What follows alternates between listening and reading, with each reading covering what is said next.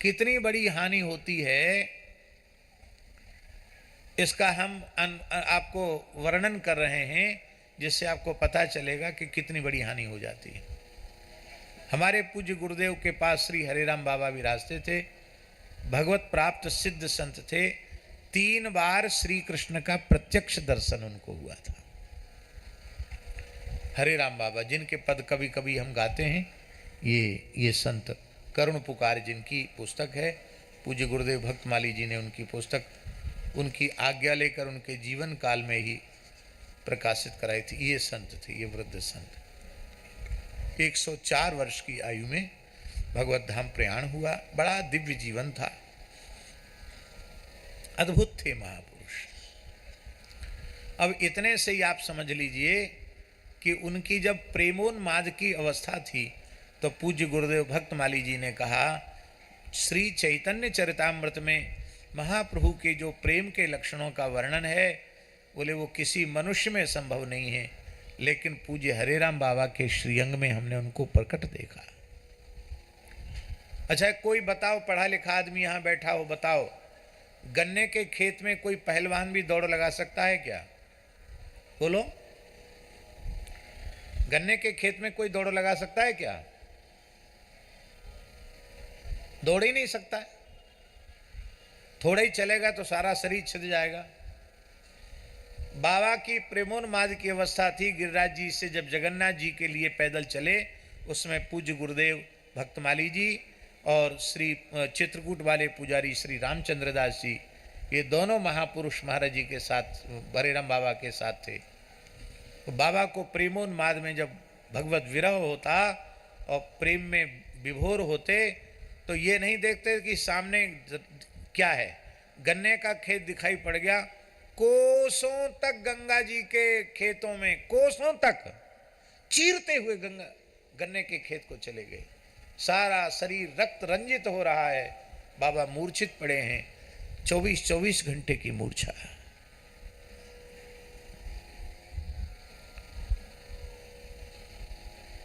अयोध्या कनक भवन में रास हुआ, कनक भवन के क्षेत्र में ही रास हुआ। पुरानी बात है, कम से कम 70 वर्ष पुरानी बात है। रास में महाराज जी ठाकुर जी अंतर्धान हो गए। महाराज जी भी रास में दर्शन कर रहे थे, भक्तमाली जी, और हरिराम बाबा भी रास में थे। ठाकुर जी के अंतर्धान होते उनके शरीर निष्प्राण हो गया। शरीर निष्प्राण हो गया, ऐसा तीव्र विरह था उनको। शरीर में चेतना का कोई लक्षण नहीं रह गया कि ये जीवित हैं। तो लोगों ने कहा, भैया ले चलो इनको सरयू जी, वहीं अयोध्या में यही होता है, जल प्रवाह कर दो। पूज्य गुरुदेव भक्तमाली जी ने कहा, जब तक इनके शरीर से दुर्गंध नहीं आने लग जाएगी तब तक हम इनका संस्कार नहीं करेंगे। महाराज जी हनुमानगढ़ी में रहते थे, तो गढ़ी में कैसे रहेगा भाई, मुर्दा कैसे रहेगा? तब चरण पादुका एक स्थान है, चरण पादुका में महाराज जी उनको ले गए। 24 घंटे बाद शरीर में फिर से चेतना तब आई जब उसी अवस्था में रास में ले गए। रास बिहारी ने उठाया, तब बाबा के शरीर में पुनः प्राणों का संचार हो गया। ऐसी ऐसी विचित्र घटनाएं उनके जीवन की थी। और बाद का जीवन बिल्कुल परमहंस वाला जीवन था। कब गाली दे रहे हैं तो गाली ही दे रहे हैं, रो रहे हैं तो रो ही रहे हैं। यह विचित्र जीवन था। ऐसा नहीं लगता था कि ये ऐसी अवस्था प्राप्त कर चुके होंगे।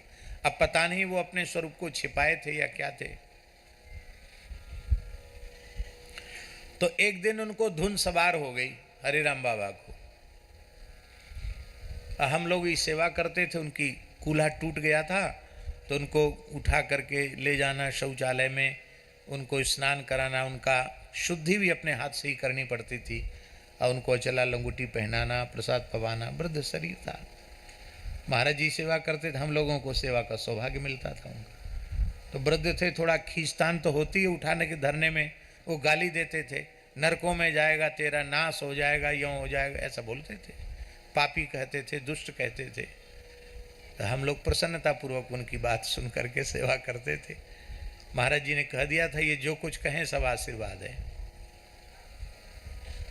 एक दिन बोले, दान करूंगा, दान करूंगा, दान करूंगा, दान करूंगा, दान करूंगा। अब यही धुन लग गई उनको घंटों। दोपहर से महाराज जी चिल्लाना शुरू किया, दान करूंगा, दान करूंगा, दान करूंगा, दान करूंगा, दान करूंगा, दान करूंगा। बस वही धुन सवार हो गई। परमहंस जी महाराज नित्य यमुना स्नान करते थे। परमहंस जी स्नान करके आए तो उन्होंने कहा, बाबा दोपहर से 3 घंटा हो गया आपको दान करूंगा चिल्लाते हुए, गला बैठ रहा आपका, क्या दान करेंगे? अरे बच्चा बहुत बढ़िया चीज दान करूंगा। तो बोले बहुत बढ़िया अच्छी चीज दान करेंगे तो हमको दे दीजिए। नहीं नहीं तुझे नहीं दूंगा, किसी सुपात्र को दूंगा, किसी सुपात्र को दूंगा बाबा बोले।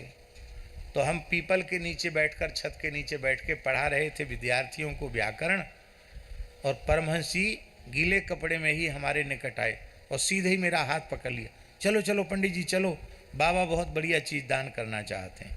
अरे मैंने कहा महाराज जी मैं पढ़ा रहा हूँ। नहीं नहीं नहीं पीछे पीछे, हाथ पकड़ के ले गए परमहंस जी। तो हमने कहा बाबा तो 12-1 बजे से ही चिल्ला रहे हैं, दान करूंगा, दान करूंगा, दान करूंगा, दान करूंगा, दान करूंगा, दान करूंगा। तो मैंने कहा बाबा क्या दान करेंगे? ये फटी पुरानी गूदड़ी दान करेंगे, एक डिब्बा में लघुशंका करते थे, ये डिब्बा दान करेंगे, कि जहाँ थूकते हैं वो दान करेंगे, क्या दान करेंगे?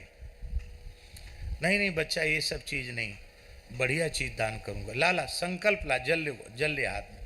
तो हमने हंस कर कहा महाराज जी ऐसे ही बिना संकल्प के ही भगवान को साक्षी करके कोई बढ़िया चीज़ हो तो दे दीजिए। तो 2-4 मंत्र बोले, तोतले बोलते थे, डणानान त्वा डणपते डम डबे हवा महे, ऐसे बोलते थे, अपने ढंग के मंत्र याद थे उनको। तो कुछ मंत्र बोले, भगवान का आवाहन किया, हनुमान जी का आवाहन किया और बोले मैं हनुमान जी को साक्षी करके बोलता हूँ, भगवान को साक्षी करके बोलता हूँ, मैंने बाल्यकाल से लेकर अब तक जो भी नामस्मरण किया है, भजन किया है, वो संपूर्ण भजन का फल मैं पंडित जी को देता हूँ, मुझे देता हूँ, पंडित को देता हूँ। और मेरे से जाने अनजाने कोई अपराध बन गए हों, हे प्रभु उनका दंड मैं इसी शरीर से भोग करके आपके पास पहुँच जाऊँ। परमहंस जी बोले, अरे पंडित जी आपको तो बढ़िया चीज़ मिल गई, सिद्ध संत ने पूरे जीवन भर के भजन का दान कर दिया। अच्छा हमको ऐसा लगा कि ऐसे कहीं कहने से किसी का भजन किसी को मिल जाता होगा क्या, ऐसा मन में आया। लेकिन चलो बाबा का विनोद है या प्रेम है, जो भी है, हम आ गए, फिर पढ़ाने लगे। लेकिन जैसे ही सायंकाल महाराज जी संध्या में बैठे तो हमको ऐसा अनुभव हुआ कि अब मैं आपको क्या कहूँ, हजार संख्या बहुत कमती है, हजारों नाम की ध्वनियाँ, महामंत्र की ध्वनियाँ, हजारों ध्वनियाँ प्रकट हो रही हैं। इतनी जोर का सारा शरीर झंझना रहा है, नामक ध्वनि प्रकट हो रही है कि बाहर किसी का कोई शब्द सुनाई न पड़े, इतनी तेज नामक ध्वनि।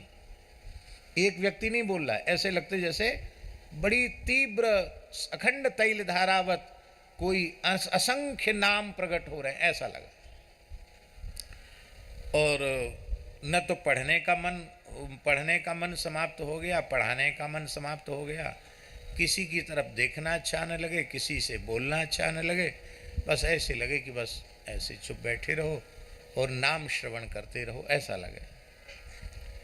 महाराज जी ये स्थिति 3 दिन तक रही। कितने दिन तक? 3 दिन 3 रात्रि तक ऐसी ही अवस्था रही।